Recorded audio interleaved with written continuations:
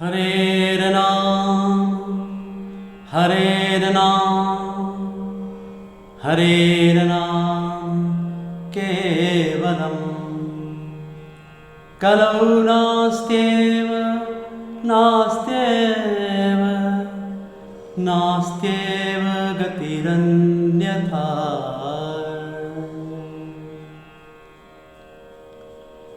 हे कृष्ण करुणा सिंधो दीनबंधो जगतपते गोपेश गोपिकाकांत राधाकांत नमोस्तुते।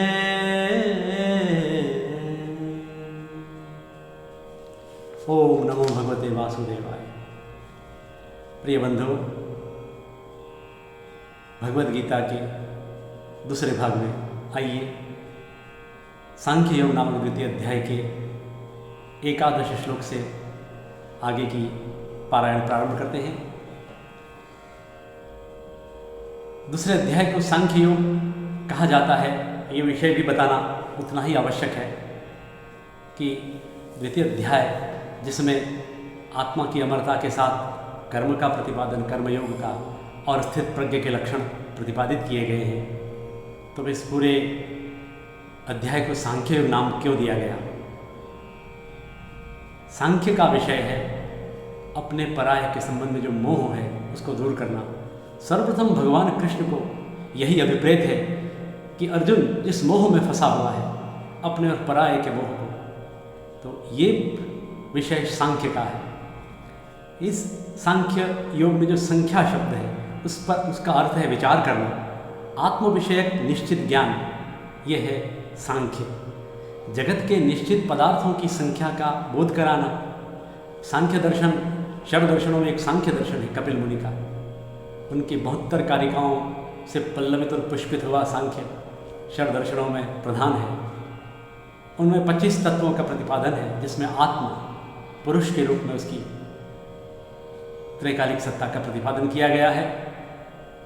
तो एक कहा भी गया है कि दोषाणाम च गुणानाम च प्रमाणम प्रविभागतः कंचिदर्थम अभिप्रेत्य सा संख्या इति उपधार्यताम। अर्थात यहाँ जो ये मोह है उसको दूर करने के लिए सांख्य शास्त्र जैसा कोई उपयोगी ग्रंथ नहीं हो सकता है। अर्जुन के मोह को दूर करने के लिए भगवान ने सर्वप्रथम शरीर और आत्मा के पार्थक्य का बोध कराया। ये बहुत ही तात्विक ज्ञान है।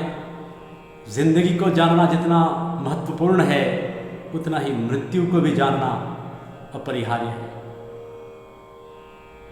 मृत्यु के बाद कौन, कहाँ, क्या, कैसे, आत्मा की अजरता, अमरता का प्रतिपादन। जब ये ज्ञान हो जाए तो एक विशेष बुद्धि उपजती है, ऐसी बुद्धि जो वैराग्य की ओर ले जाती है। वैराग्य का नाम जीवन से संन्यास नहीं, वैराग्य शब्द विराग से बना है, विशिष्ट राग। विशिष्ट राग यदि विराग, विराग का भाव वैराग्य। और जिसमें ये वैराग्य बुद्धि उपजती है, फिर वह स्थित प्रज्ञ कैसे बनता है, कि जीवन का लक्ष्य ब्रह्म स्थिति हो जाता है।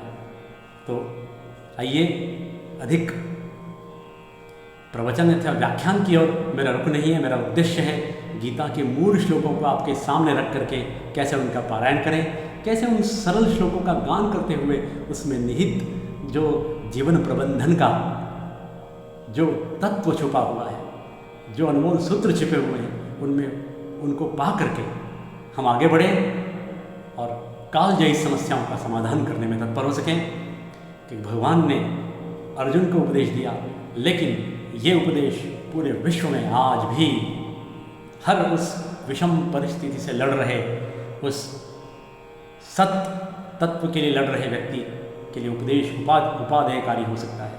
कि आज के विषम परिस्थिति में जो सत्य से लड़ रहा है वो व्यक्ति अर्जुन है। हम भगवद गीता के द्वितीय अध्याय के 11 से 30 तक के जो श्लोक हैं, जिन्हें हम सांख्य योग के नाम से जानते हैं। आइए उनका पारायण करें, पाठ करें। बहुत ही महत्वपूर्ण श्लोक हैं, तात्विक श्लोक हैं। इन श्लोकों से आत्मा और शरीर के विषय में एक ऐसा भेद ज्ञान प्राप्त होता है जिसको जान करके व्यक्ति बहुत ज़्यादा शोक नहीं करता है, क्योंकि नाम धर्यु तेरु नाश थवानु। तो भगवान का वास्तविक उपदेश यहीं से प्रारंभ होता है, गीता का।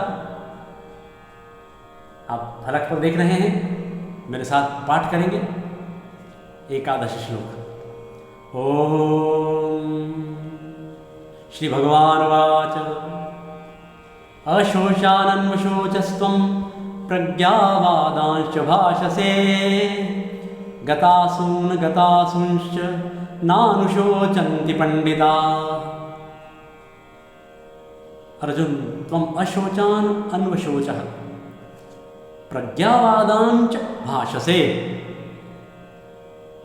पंडितः गतासुन अगतासुनः च न अनुशोचन्ति। यह अन्वय हो गया।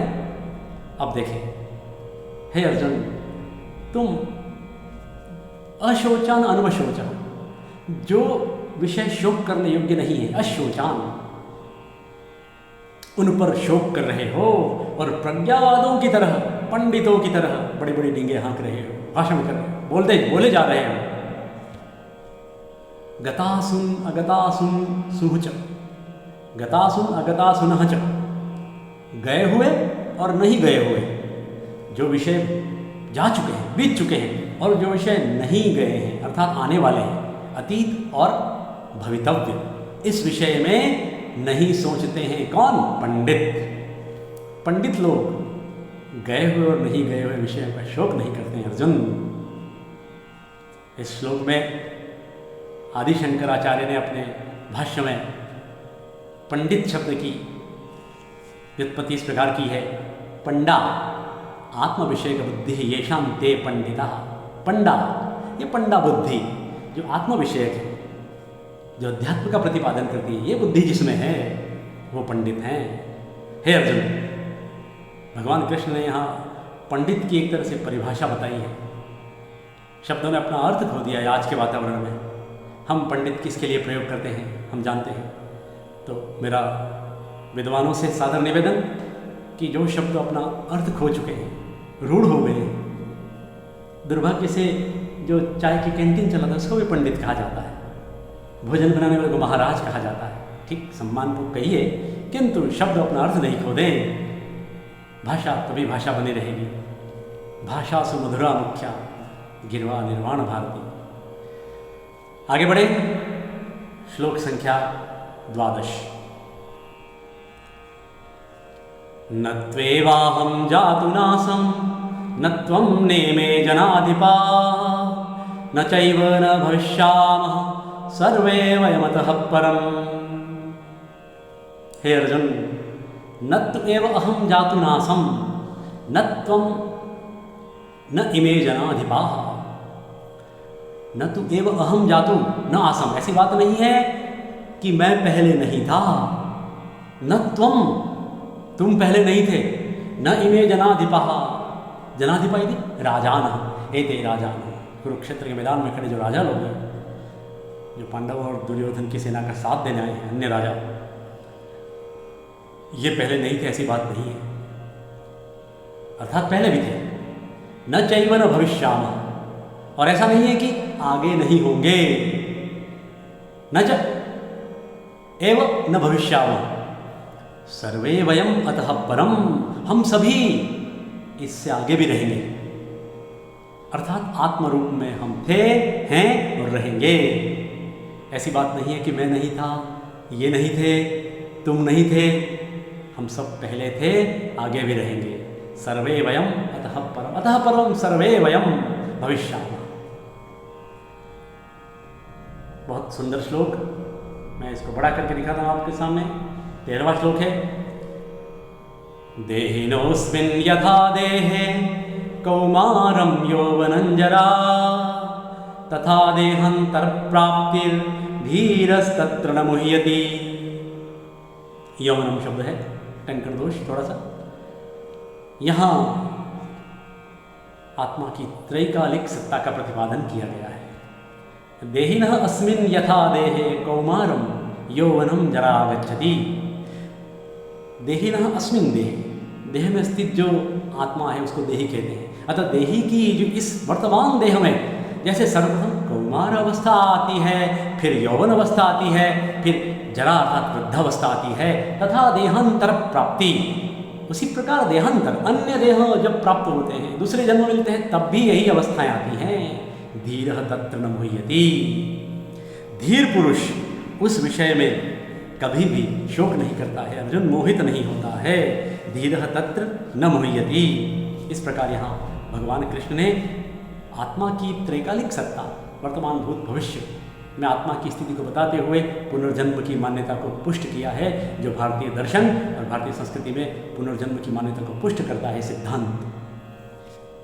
आचरण धर्म के विषय में इस श्लोक में जो धीर शब्द आया है वो उसकी व्याख्या भी करना बहुत प्रासंगिक है। धीरः तत्र न मुह्यति। धीर पुरुष मोहित नहीं होता है। आज के वर्तमान वातावरण में मनुष्य अल्प लाभ होते ही घमंड करने लग जाता है, सातवें आसमान पर उड़ता है और जरा सा दुख आते ही जीवन से हारने की तैयारी करता है, मरने की तैयारी करता है। ऐसा अस्थिर चित्त वाला, अस्थिर मन वाला मनुष्य न तो कुछ कर सकता है, न उसकी मंत्रणा से कुछ किसी का लाभ हो सकता है। इसलिए भगवान जगतगुरु आदि शंकराचार्य ने भी इस श्लोक में धीर की बड़ी मार्मिक व्याख्या करते हुए अपने शंकर भाष्य में बड़ी अनुपम शिक्षा दी है। तो अन्य जन्मों में भी यही अवस्थाएं प्राप्त होती है, तो फिर क्या परिवेदना, क्या दुख। अगला श्लोक बहुत उत्तम श्लोक है, एक से बढ़कर एक श्लोक आत्मा की अमरता के विषय में, आत्म तत्व निरूपण, ब्रह्म साक्षात्कार। जो आत्मा को जान लेता है उसके लिए कौन अपना कौन पराया। ये भारतीय विद्या जो तत्व है, जो भारतीय विद्या है, शुद्ध विद्या, अध्यात्म विद्या, उसमें ये आत्मा की अमरता का ज्ञान, जो हमारे शास्त्रों का बहुत बड़ा परम शोभायमान तत्व है। मात्रा स्पर्शास्तु कौन्तेय शीतोष्ण सुख दुःखदा आगमपायिनो नित्यास्तान् तितिक्षस्व भारत। कौन्तेय संबोधन पहली पंक्ति में अर्थ स्पष्ट करें। मात्रा स्पर्शा, इमे मात्रा स्पर्शा। हे अर्जुन, ये मात्राएं और ये स्पर्श, मात्राओं का तात्पर्य इंद्रियां, एकादश इंद्रियां, पंच ज्ञानेन्द्रियां, पंच कर्मेंद्रियां और एक मन। और उनके विषय, पंच ज्ञानेन्द्रियों के विषय हैं शब्द, स्पर्श, रूप, रस और गंध। जबकि पंच कर्मेंद्रियों के विषय हैं जो वाक, पाणी, पाद, पायु, उपस्थ, ये जो पांच कर्मेंद्रियां हैं उनके विषय हैं वचन, आदान प्रदान, आगमन निगमन, मल निस्सारण, जननेन्द्रियां, ये कर्म इंद्रियां हैं, इनके विषय हैं। तो ये इंद्रियां और उनके विषय हैं। हे कुंते, हे कुंती पुत्र अर्जुन, ये मात्राएं और स्पर्श क्या देते हैं? शीत देते हैं, उष्ण देते हैं। शीत का तात्पर्य बुद्धि की मंदता, मूढ़ता, और उष्ण मने अभिमान, घमंड। सुख देते हैं, दुख देते हैं। ये इंद्रियां उनके विषय हंसाते हैं, रुलाते हैं। आगम अपायिनः, आते हैं और जाते हैं। संसारिक नदियां हैं, सुख दुख दो किनारे हैं। इस गीतों में भी तात्विक बातें आई हैं, ऐसी बात नहीं है। आगम अपायिनो नित्य, अनित्य हैं। ये आगम है, अपायिन है, आते हैं जाते हैं, अनित्य हैं, इनका स्वरूप नित्य नहीं है। तान तितिक्षस्व भारत, हे भारत, हे भरतवंशी अर्जुन, तान तितिक्षस्व, उनको सहन करो, सहन करो। यही सहिष्णुता भारतीय संस्कृति की परम विशेषता है। को सहना होगा। श्रेष्ठ सामाजिक वही बन सकता है जो सहन करने का भाव रखता है। हमारे बड़े बुजुर्गों में ये सहने की भावना बहुत थी, तभी हमारे परिवार में, संयुक्त परिवार में बहुत सारे सदस्य रहते थे।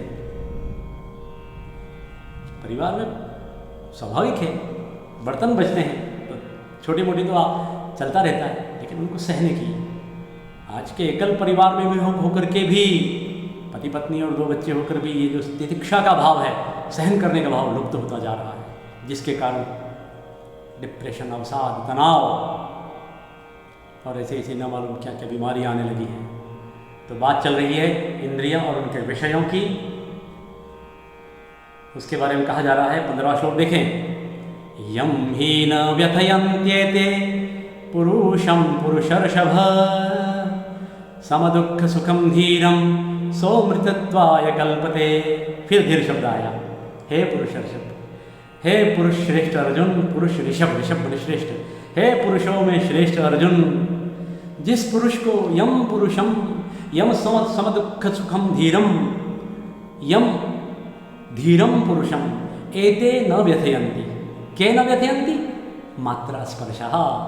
ये इंद्रिया और उनके विषय जिसको व्यथित नहीं करते हैं, जिसे दुखी नहीं करते हैं, जिसे नहीं सताते हैं, वही सुख और दुख में समान रहने वाला, धीरता गुण से युक्त, धैर्य संपन्न वही व्यक्ति अमृतत्वाय कल्पते, अमृत के लिए योग्य है, अमरता का अधिकारी है, मोक्ष के लिए पात्र है, वही अमृतत्व का अधिकारी है।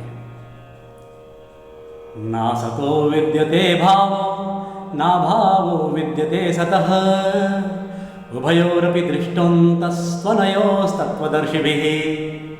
बहुत शानदार श्लोक है, एक से बढ़कर एक श्लोक। भगवद गीता के 2वें अध्याय में आत्मा की अमरता का प्रतिपादन करते हुए भगवान श्री कृष्ण ने ऐसा प्रतिपादन किया है। यहाँ असत और सत। ना सतो विद्यते भाव, असतः भावः न विद्यते अर्जुन।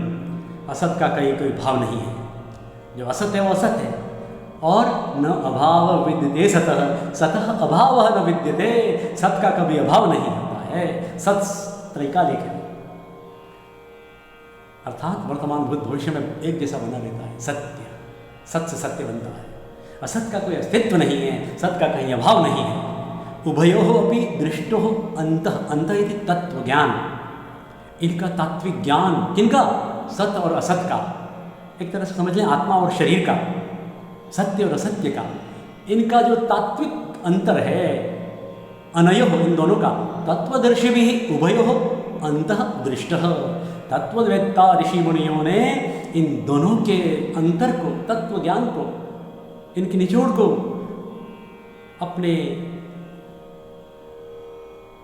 प्रज्ञान नेत्रों से देखा है, परखा है, तभी सत को सत और असत को असत ठहराया है। इसलिए हे अर्जुन, तुम कायर मत बनो, ये भाव है भगवान श्री कृष्ण का। ये शरीर असत है, आत्मा सत है, भगवान का ये भाव है। यहाँ भी सत और असत की बात करें तो हम आचरण धर्म में इसका बहुत उल्लेख आता है। पंडित सातवलेकर ने अपनी कर्म प्रबोधिनी टीका में इस असत और सत का बड़ा सुंदर मार्मिक वर्णन किया है। तदनुसार ये जो सत असत का ज्ञान है वो आचरण धर्म में हमें बड़ी ताकत देता है, बल देता है। हर व्यक्ति आज लाभ के लिए, छोटे से लाभ के लिए व्यवहार करते समय सत्य को असत्य, असत्य को सत्य सिद्ध करने में जरा भी देर नहीं करता है। क्यों भाई, ऐसा क्या? सत और असत का ऐसा इतना अंतर क्यों आ गया? ऐसा नहीं होना चाहिए, क्योंकि आचरण धर्म में ये बात सर्वविदित होनी चाहिए कि सत्यमेव जयते नानृतम। जो सत्य है वो ज़्यादा देर तक टिक नहीं पाएगा और सत्य हमेशा बना रहता है। सत्य परेशान हो सकता है लेकिन उसको परास्त नहीं किया जा सकता है। यही इस श्लोक का भावार्थ है। आगे बढ़ें। 17वां श्लोक, 17 श्लोक। अविनाशी तु तद्विद्धि येन सर्वमिदं ततं विनाशम् अव्ययस्यास्य न कश्चित् कर्तुमर्हति। एक बार फिर से पारायण करें मेरे साथ, बहुत अच्छा श्लोक है। अविनाशी तु तद्विद्धि येन सर्वमिदं ततं विनाशम् अव्ययस्यास्य न कश्चित् कर्तुमर्हति। हे अर्जुन, तत् अविनाशी विद्धि, जिस सत तत्व की बात चल रही है, जिस आत्मा रूपी सत तत्व की बात चल रही है, तुम उसको अविनाशी, विद्धि का मतलब जानो, समझो। किसको? आत्मा को, सत को। अविनाशी ये न सर्वमिदं ततम, जिसके कारण ये सब, ततम है, ततम व्याप्त है, विस्तृत है। ये सब सारा संसार फैला हुआ है, संसार व्याप्त है, जिसके कारण विनाशम अव्ययस्य अस्य अस्य अव्ययस्य विनाशम कर्तुम कः अपि न अर्हति। इस अव्यय का विनाश करने में कोई समर्थ नहीं है। तुम क्या, मैं क्या, इस अव्यय आत्मा को कोई नहीं मार सकता है, इसका नाश कोई नहीं कर सकता है। इसलिए तुम उस सत तत्व को अविनाशी समझो।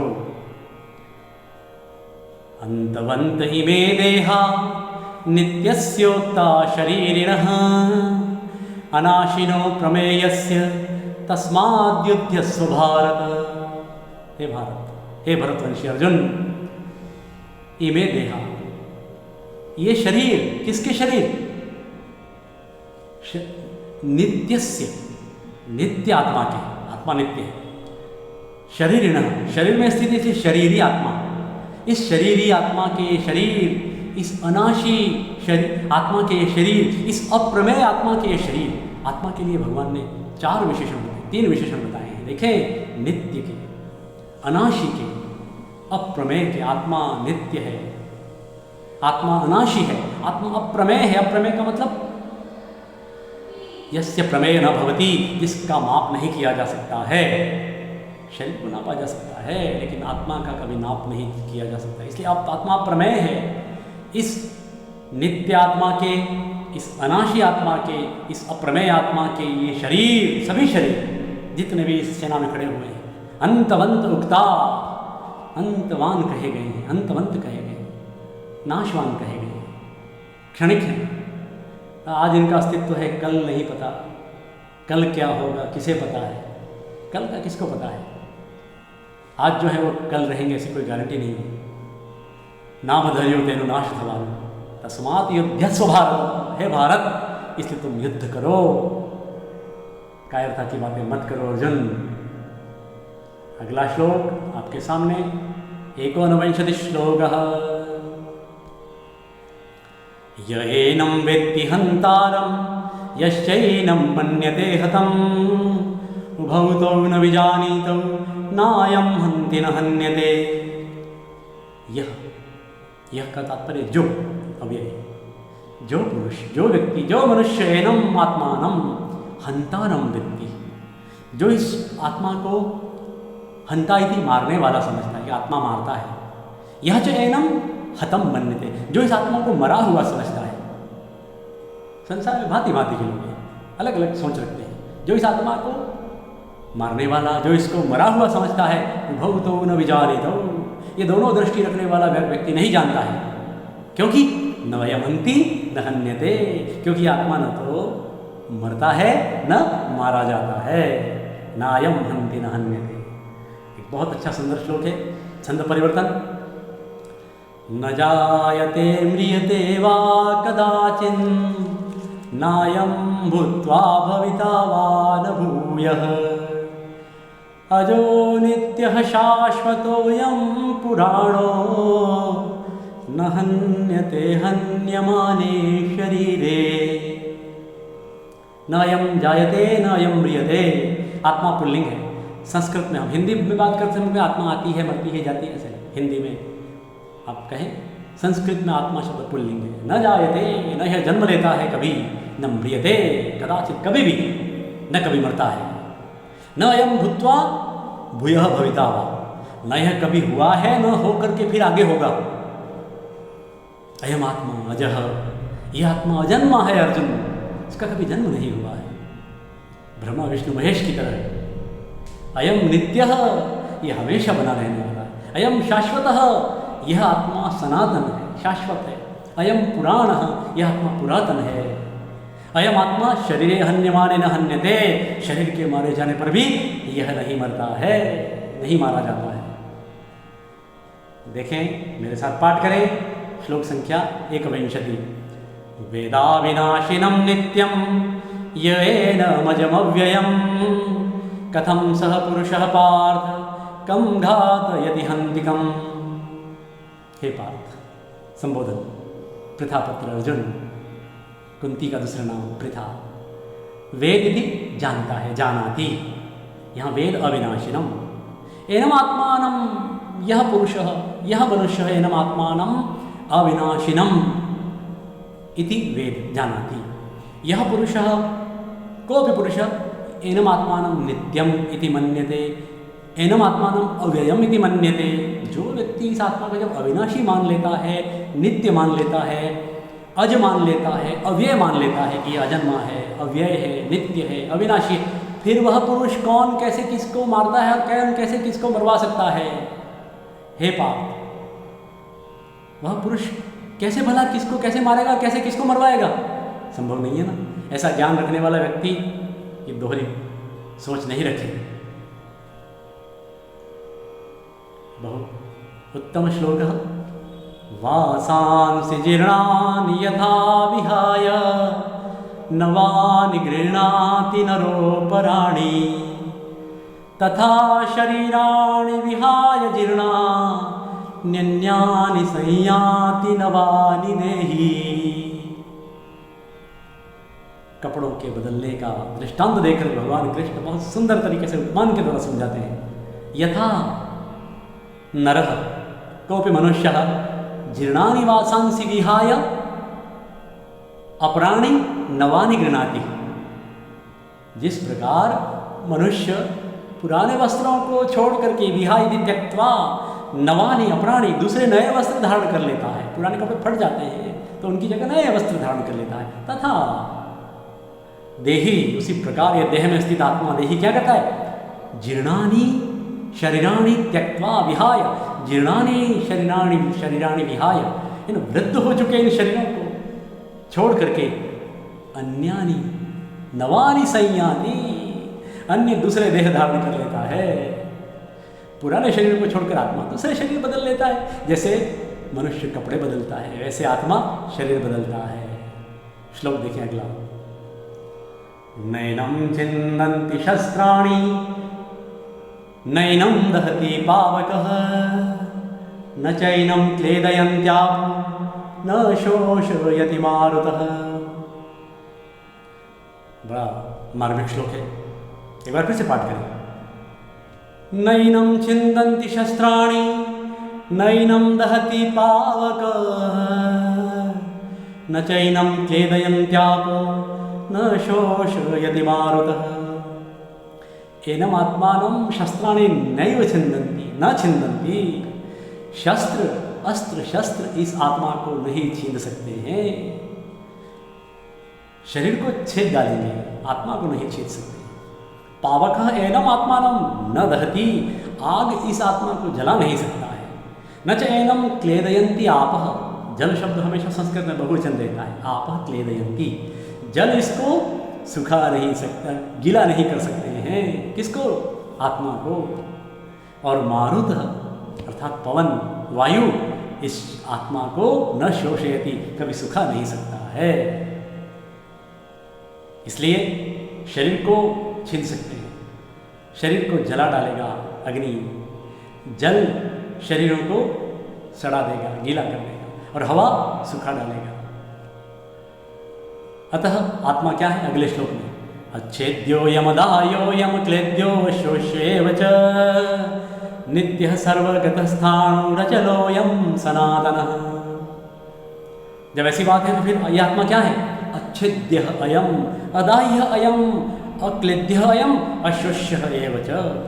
हे अर्जुन, इसलिए यह आत्मा अछेद्य है। शरीर छेद्य है, शरीर दाह्य है, शरीर क्लेद्य है, शरीर शोष्य है, परंतु आत्मा अछेद्य है, अदाह्य है, अक्लेद्य है, अशोष्य है।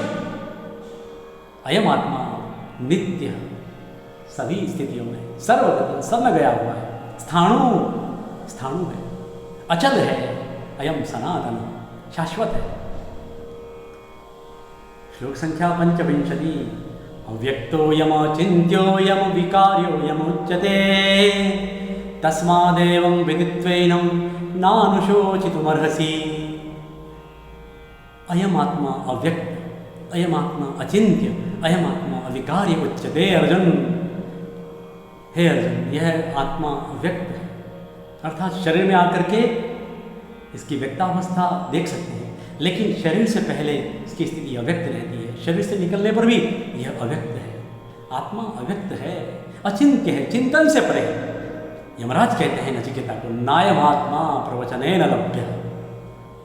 इसको प्रवचन से थोड़ी प्राप्त किया जा सकता है।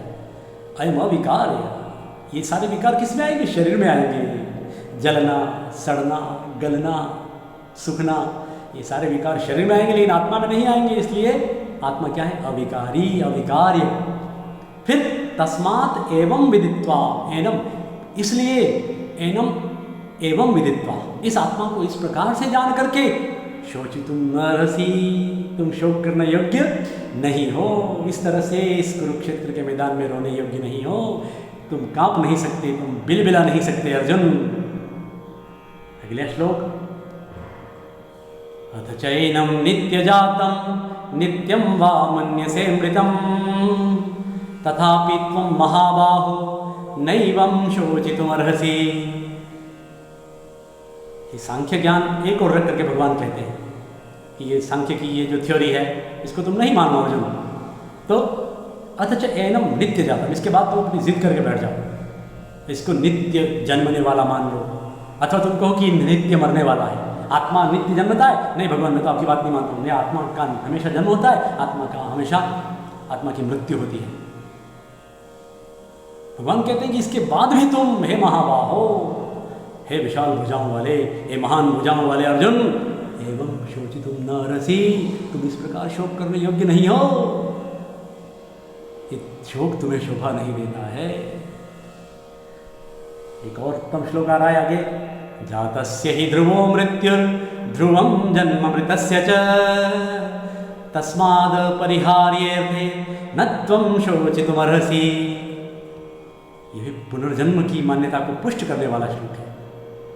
जातस्य, जातस्य का मतलब जन्मे हुए का, यस्य जन्म सह जातः, तस्य जातस्य, यस्य जन्म ध्रुवः मृत्यु, उसकी मृत्यु भी निश्चित है।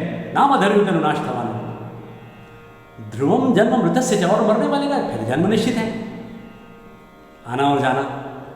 इसलिए जन्मने वाले की मृत्यु निश्चित है और मरने वाले का जन्म निश्चित है। इसलिए तस्मात्, इस कारण से, अपरिहार्य अर्थे, इस नहीं टाले जाने वाले विषय में, इस अर्थ में तुम शोक करने योग्य नहीं हो अर्जुन। ये शोक तुम्हें शोभा नहीं देता है। अष्टाविंशति श्लोकः अत्र अस्ति। मया सह भवतां सर्वे अस्य गीतायाः द्वितीयोऽध्यायस्य संगीतात्मक पारायणं कुरुत इति एषा अपेक्षा। अव्यक्तादीनि भूतानि व्यक्तमध्यानि भारत अव्यक्तनिधनान्येव तत्र का परिवेदना। ना सरल है, गान करते हुए यदि हम इसका सही सही उच्चारण हो जाए तो कहीं अर्थों में भटकने की आवश्यकता नहीं। हे भारत, भूतानी, ये समस्त प्राणी जो खड़े हुए हैं कुरुक्षेत्र के मैदान में, ये समस्त प्राणी आदिनी अव्यक्तानी, आदिनी प्रारंभ में, अर्थात इस जन्म से पहले, इन शरीरों से पहले अव्यक्त रूप में थे। व्यक्त मध्यानी, मध्य अवस्था में ये व्यक्त रूप में है। मध्य की जो अवस्था है उसमें व्यक्त रूप में रहते हैं। अव्यक्त निधनानी है, और फिर मरने के बाद इनकी कौन सी दशा हो जाएगी? अव्यक्त दशा। पहले अव्यक्त थे, अभी व्यक्तावस्था है, पुनः व्यक्तावस्था हो जाएगी। तत्र का परिवेदना, इसमें क्या परिवेदना, क्या दुख, क्या रोना। आश्चर्यवत् पश्यति कश्चिदेन माश्चर्यवद्वदति तथैव चान्यः